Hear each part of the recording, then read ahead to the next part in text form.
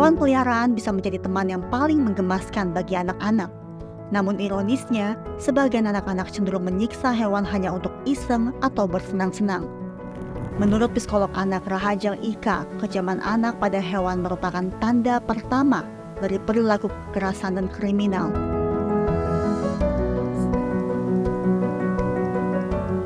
Karena anak-anak, lalu yang satu lagi adalah kekerasan yang umumnya kita kenali dilakukan oleh orang dewasa. Ini kok anak-anak viral lagi ya? Itu yang bikin lebih serem lagi. Jadi tentu aja rasanya tuh khawatir dengan perkembangan berikutnya, karena anak-anak kelak akan jadi orang dewasa.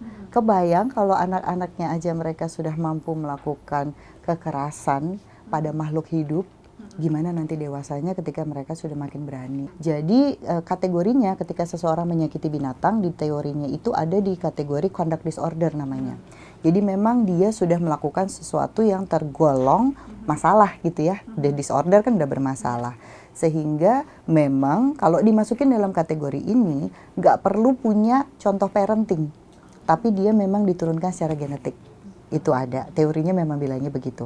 Tapi memang harus diakui, mereka memang masih membelah menjadi beberapa gitu ya. Salah satunya betul trauma di masa perkembangan, atau boleh dikatakan ya di masa ketika dia masih diasuh oleh orang tua. Dengan kata lain, pola asuh memang memiliki peranan yang cukup besar untuk terbentuknya perilaku seperti ini pada anak. Kalau sampai level menyakiti binatangnya sampai benar-benar sadis gitu ya, kemungkinan besar ini nggak berdiri sendiri kayak tadi saya bilang, berarti berhubungan dengan si conduct disorder. Dan conduct disorder ini biasanya memang ada salah satu orang tuanya yang diturunkan secara genetik jadinya. Dan ini penelitiannya bilang lebih banyak pada anak laki-laki sih daripada anak perempuan.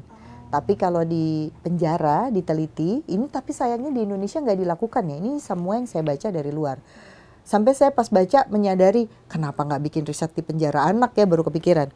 Poinnya adalah si anak-anak ini setelah dimundurin atau para orang yang di penjara pun dimundurkan umurnya, dicek gitu ya dari hasil wawancara, memang betul mereka melakukan hal-hal yang tergolong conduct disorder pada waktu kecil dan remajanya.